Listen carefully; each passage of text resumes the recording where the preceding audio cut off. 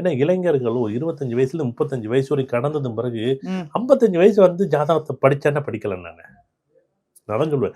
பாதி தாண்டியாச்சு, இதுக்கு மேல பாதி இல்ல முக்காஜி முடிஞ்சு போய் இன்னைக்கு 70 இல்ல 60 வந்துட்டு இன்னைக்கு வாழ்க்கையெல்லாம் 60 70 72 வயசு ஆவரேஜ் வயசெல்லாம் 120 முடிஞ்சு 72 வந்துட்டு இப்ப 70ங்கிறது 60 வந்துட்டு கட்டடம் எழுப்புனதுக்கு அப்புறம் பேஸ்மெண்ட் சரியா தப்பான்னு பார்த்தா மாத்த முடியாது பாருங்களேன்.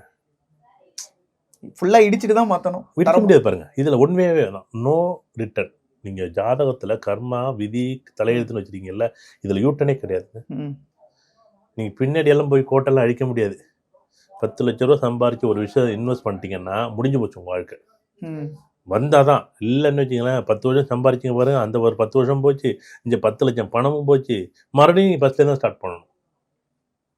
ஆனால் அந்த ஜோதிடத்தை அதான் நான் ஜோதிடத்தை படிங்கன்னு சொல்றது காரணம், நீங்க ஜோதிடம் பாருங்க நான் என்னைக்குமே சொல்ல மாட்டேன்.